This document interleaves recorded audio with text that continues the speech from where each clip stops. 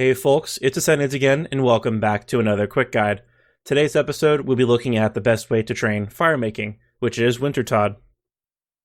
Just a quick disclaimer before we get started. I know this guide has been done like 30 million times before, just like everything else in this game, but I wanted to give back another guide to Wintertodt with some strategies that I used when I was grinding for 99 firemaking and beyond. Hopefully I can provide something new in this guide, and I've actually learned some new things about Wintertodt while doing research for this video. But I'm going to stop rambling now and to get into the content. So Wintertodt is actually a pretty cool minigame or boss. Officially, Wintertodt is a skilling boss where you and others aim to defeat Wintertodt using firemaking. You can also train woodcutting, fletching, construction, and herblore in the process, and also snag some juicy rewards that get better with higher levels in your other skills. But I'll get into all that a little bit later. First, let's start with the requirements. Thankfully, the requirements for Wintertodt are rather simple. 50 firemaking. Yes, that is it. You also need membership, but that's kind of a given for most of the stuff in the game, and especially everything located on Zaya. Getting 50 firemaking should be rather straightforward, since you should only need to spend a few hours or so burning logs, and boom, you'll be there. Because it is so easy to get to level 50 firemaking, I'm not going to demonstrate this. If you really need a guide, I'm sure you can search YouTube or Google and find something. There are two main ways to get to Wintertodt. The first is simply using a games necklace to teleport straight to the Wintertodt bank. These are extremely cheap to buy on the Grand Exchange if you have access to it, and they should be easy-ish to come by on an Iron Man account, although I haven't played on an Iron Man yet to confirm that thought. The other way is to use a fairy ring teleport to the Arceus ring, and then run north to the Wintertodt camp.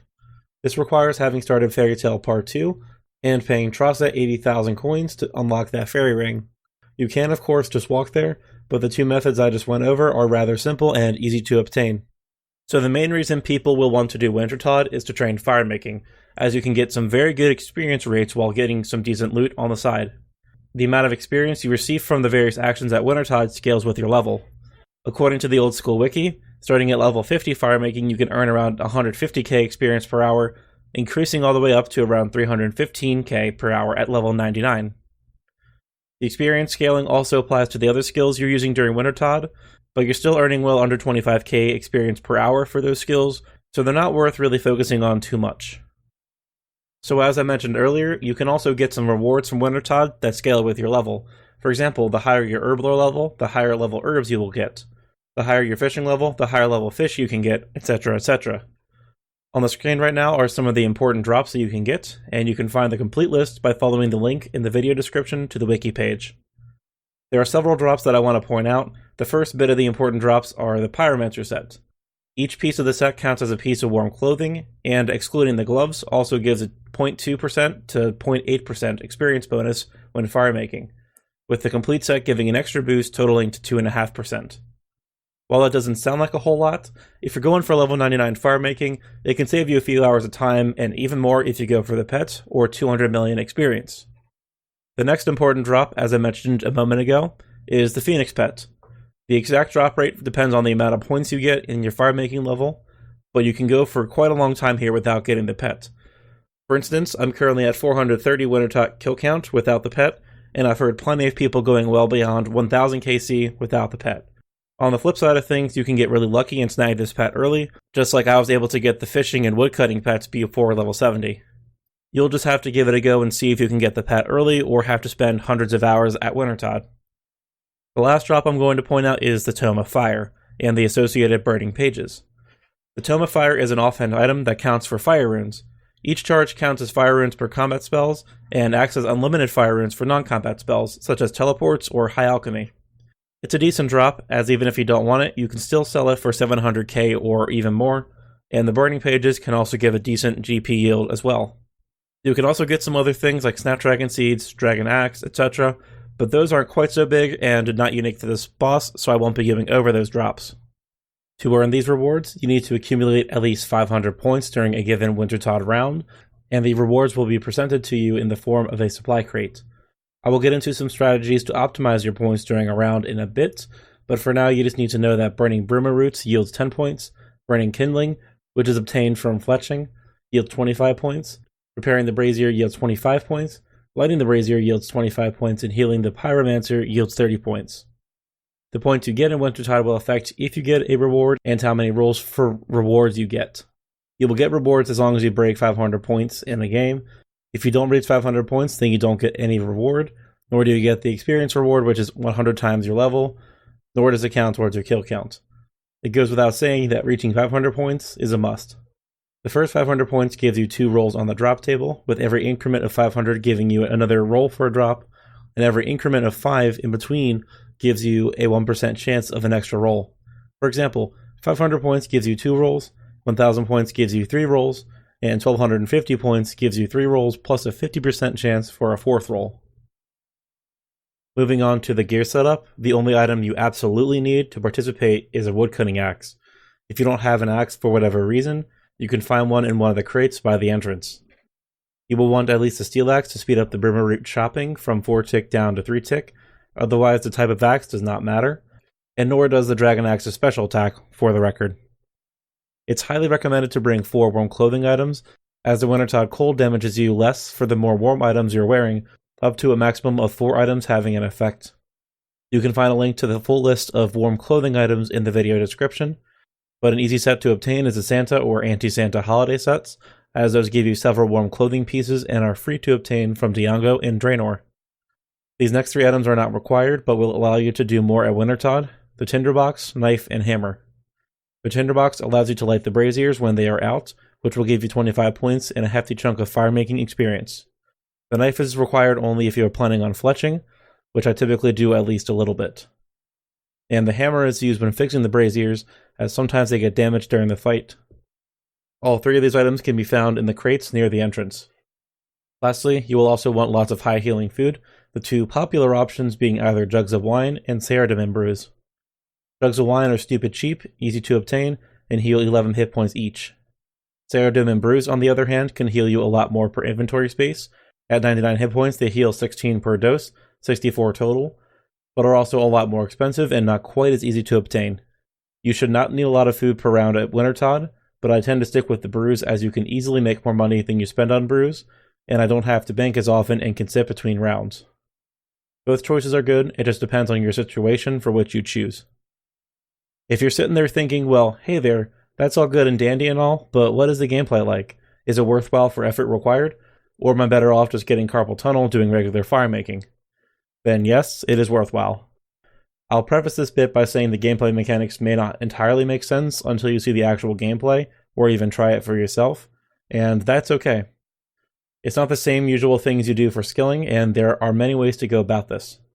First things first, there are 4 braziers placed at the corners of the Wintertodt arena, with some brimmer roots nearby ready for you to chop. When you enter Wintertodt, you will get a little interface showing the 4 braziers and their status. The fire means it is lit, no fire means it is unlit, crafting icon means the brazier needs repaired, and the red magic hat means the pyromancer needs healing. It does not matter which of the braziers you are feeding for experience, as long as all 4 are lit, and if you're playing on the Wintertodt theme world, so there should always be someone at each brazier. You can take your pick. The front 2 are typically a bit more crowded, so if you want a quieter experience while at Wintertodt, the back 2 should be a bit emptier. The main goal of Wintertodt is to chop a whole inventory of brimmer roots and then burn them on a nearby brazier until Wintertodt is defeated, obviously watching out for your health in the process. Occasionally, the brazier will be put out and will need to be relit, which you can do if you have a tinderbox. The brazier can also break, causing damage to those near the brazier, and will need to be repaired with a hammer. This isn't as common as the fire going out, but you will still need to watch for it in case you take damage.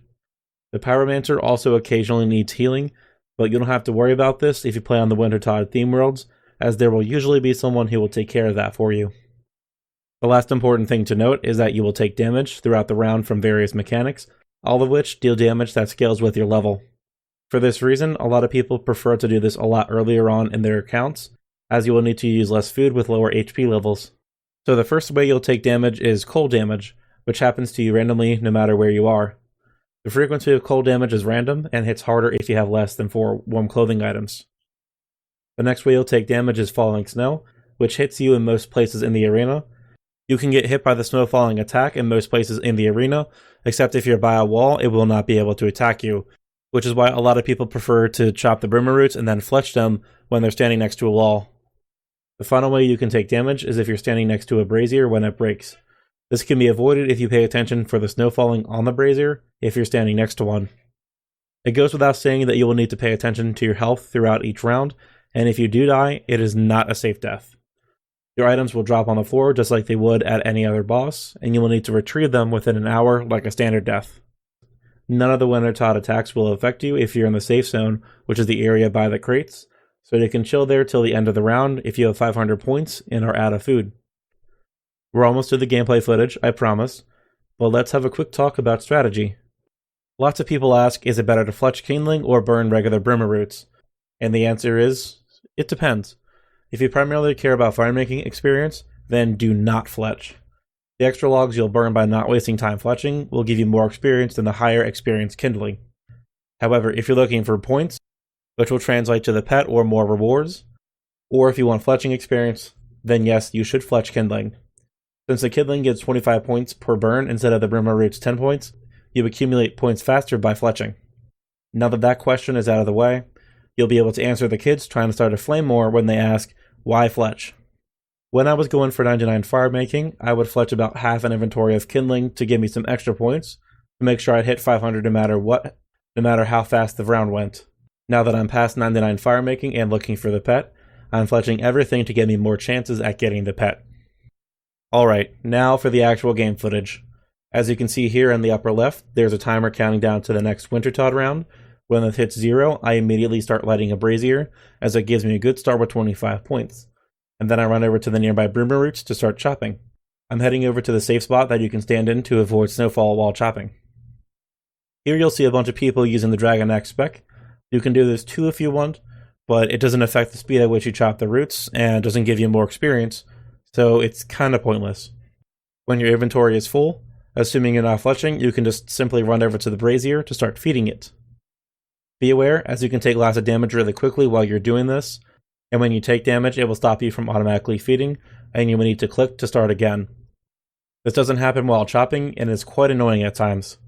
When your inventory is empty, you can head back to the roots to start chopping again, and repeat this until the round is done. Unless you're really slow or not paying attention, you should end up with 500 points by the end of the round. Next up, we'll do the fletching strategy. I start the round the same way by lighting the brazier and chopping roots. Now that my inventory is full, I use my knife on a brimmer root to fletch it. This is a rather slow process, and you'll need to pay attention as any damage you take while fletching will stop the automatic process and will need restarting. Now that the kindling is all fletched, you can head over to the brazier and feed the kindling for lots of points.